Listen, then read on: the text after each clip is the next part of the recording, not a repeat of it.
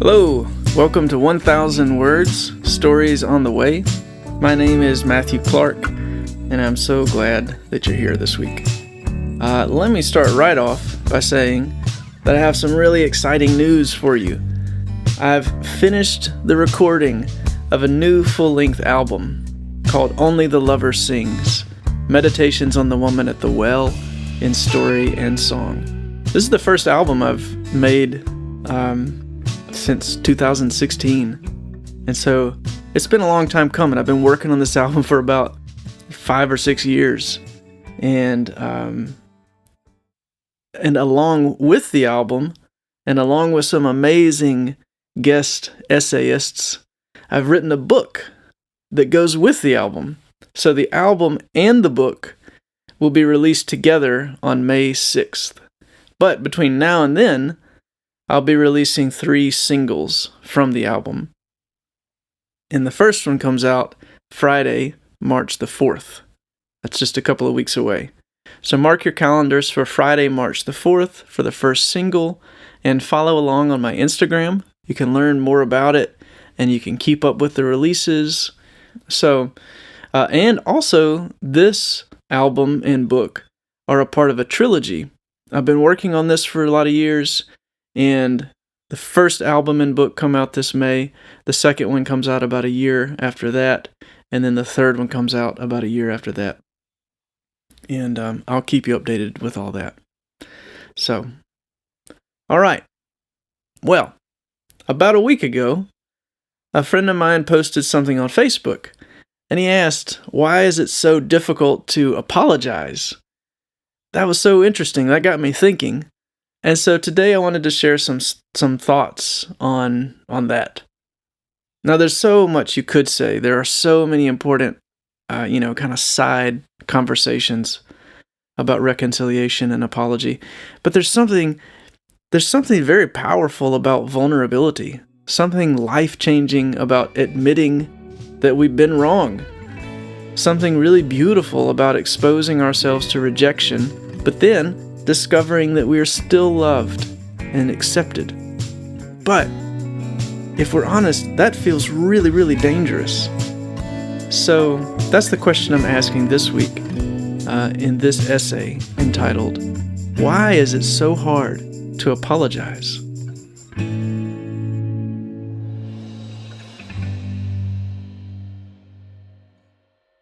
One of my favorite things is to hang out with my friends who have families.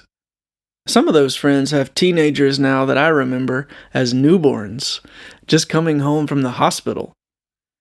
Being a traveling musician allows me to make the rounds and stop in and catch up with folks that I've come to love over the course of many different seasons of my life. And I'm thinking of how good it has been to see in my friends' homes so many wonderful examples of what families can look like. I've seen and heard much of the pain and difficulty, and I've seen some very beautiful things. One of the most startling and beautiful things I've seen over the years has been families that model humility, and more specifically, apologizing. Apologizing is a funny thing, isn't it? There's something about it that feels incredibly dangerous. Why is that? Why do we feel so much resistance to it? I know, it doesn't come naturally or comfortably for me. It's really been the experience of seeing other people do it well that has made me want to learn how to do it too. I remember one of the first times I saw an adult parent apologize to their child. And it was a bit of a shock to me, honestly. Maybe it did happen in my family, but I have no memory of it ever happening. Admitting you were wrong and apologizing is not something I remember being modeled for me growing up. Not at school or at home. So you can imagine how startled I was to hear my friends admit a mistake, say they were sorry, and ask for forgiveness from their child. And then to see the child respond with grace, to see parent and child build trust, vulnerability, and peace together through humility. It was beautiful. But it also made me a little uncomfortable. And that made me curious as to why I felt those two apparently contradictory emotions. Why did apologizing feel dangerous and beautiful at the same time?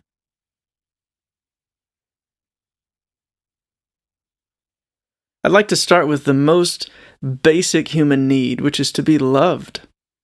Belovedness is what we were created for, to be wholly known, seen, welcomed, and delighted in by another person, any other person, but ultimately God, is fundamental to what it means to be alive. We die a little bit when some part of us remains unknown and unseen, quarantined from access to love. We die a little bit when someone rejects us and we feel unwelcome and unwanted in the world. We die a little bit when we experience ourselves as a disappointment and a cause of displeasure in someone else's eyes. We so deeply require the seeing, knowing, welcoming delight of another soul. The threat of being unseen, unknown, unwelcomed, and displeasing to others is genuinely terrifying. It's terrifying because it gnaws at us in the very deepest places, right down at the roots of our being. A threat to that place is a threat to the legitimacy of our very existence. It can be hard to find a reason to live if you feel fundamentally unloved or unlovable. This might be where some of the sense of danger comes from as we approach apologizing. Because to apologize is to expose a deep place of vulnerability where we are admitting there's something frighteningly rejectable about me. I'm giving someone else a kind of unguarded access to the root of my being. And that can go in two directions. One, they can say that my offense has for them absorbed their entire sense of who I am, and that they can't see me without seeing the wrong. They can throw us out of their life, baby and bathwater. Or two, they can say that they see a friend who has done something wrong and hurtful, but that they know you are so much more than the sum of your failures. They can hose down the baby in the yard, wrap it in a towel, and bring it inside the warm house. If we've experienced that kind of forgiveness and welcome from a love that's not blind, then the core of our being really is safe in the knowledge of our belovedness. We can be wrong, and it won't kill us. We can apologize and know that the baby will never be thrown out, though it's certain to need regular changing and washing. That frail, tender creature at our core will grow a little more secure as it grows up in a climate of love.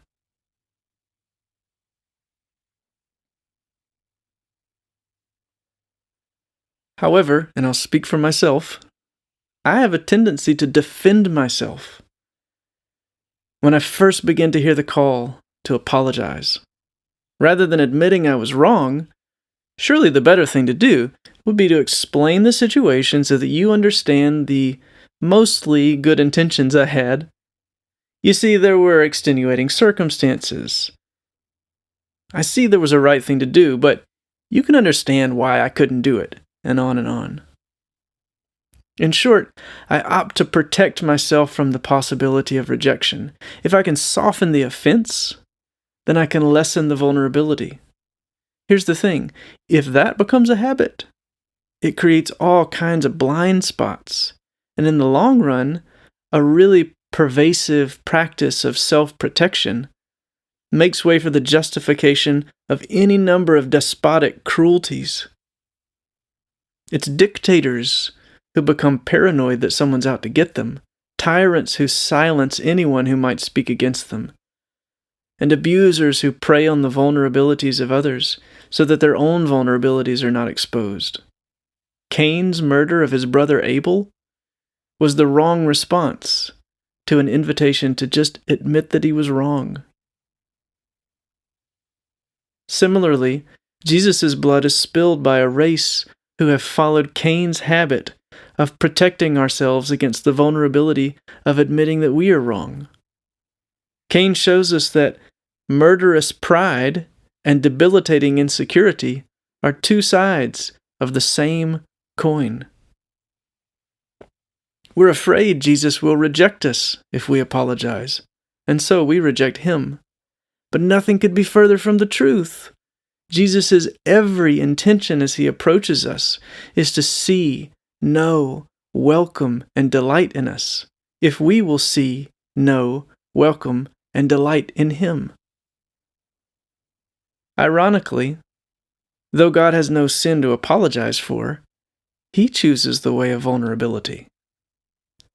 Jesus chooses the same kind of unguarded exposure to our potential disgust that feels so dangerous to us. We're allowed to throw him out with the bathwater, to spit on him, hate him, beat him, reject him. And yet there he is again and again, bending down to wash our feet, an embrace that brings life and blessing at the very roots of our being, where we feel most the need to know that we are known, seen, welcomed, and delighted in. Because he knew he was loved by the Father, he didn't have to defend himself. He could afford to wash the babies, wrap them in his towel, and bring them in to live in the house.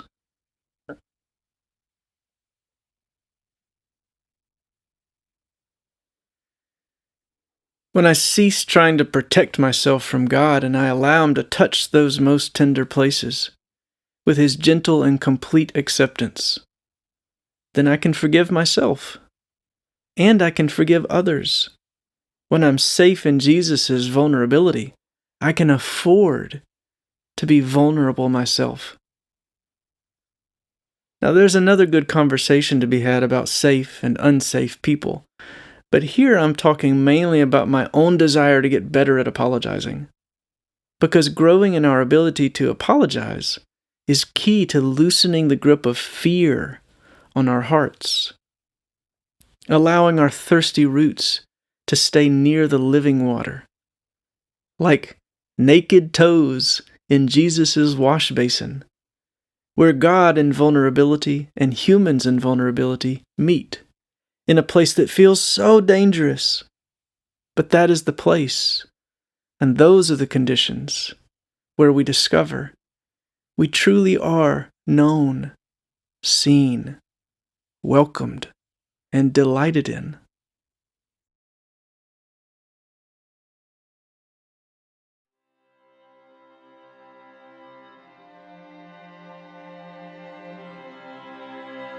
I'll close with a song that I wrote and released back in 2016.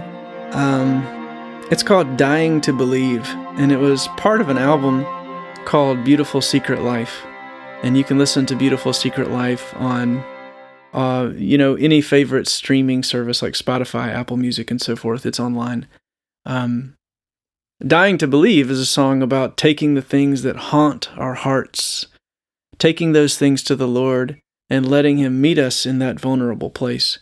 And we feel like the vulnerability is going to kill us. But when Jesus goes with us, he goes with us there so gracefully, then we're surprised to feel a new freedom developing. But we resist it because it feels so dangerous. But like baptism, it's this vulnerable willingness to die that makes new life possible. And that seems kind of like the pattern of apologizing to me. So here is Dying to Believe from the album Beautiful Secret Life. Quiet in a room full of people in prayer. An old man got up close and he whispered through his tears, "Oh God, I killed so many people back there in the war. I'm still back there in that war.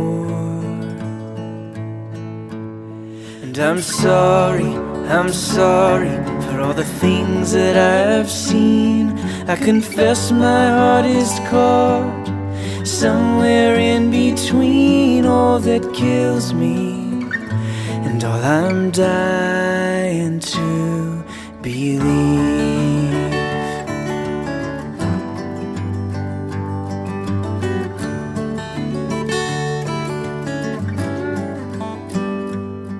We pulled onto the asphalt of our own Damascus road.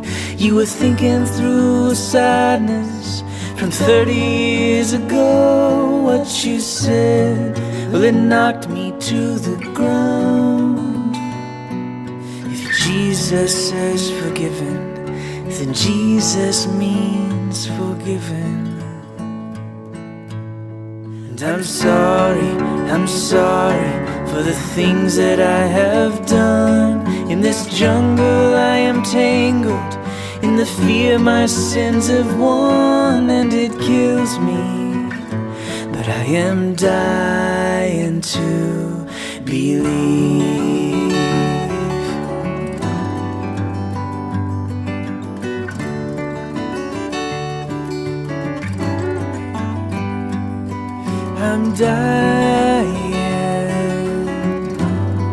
I'm dying to be free. You sat there by the river, but you did not make a sound, while I beat against the water till my hopes had all been drowned. Then I felt you fish me from the bottom. I lost all that I loved, all except your love. I'm sorry for every murder I took part. I'm breaking on the cornerstone, the stone I called my heart, and it kills me, but let it kill me, 'cause I am dying to believe, dying to believe. Oh, I'm dying, I've been set free.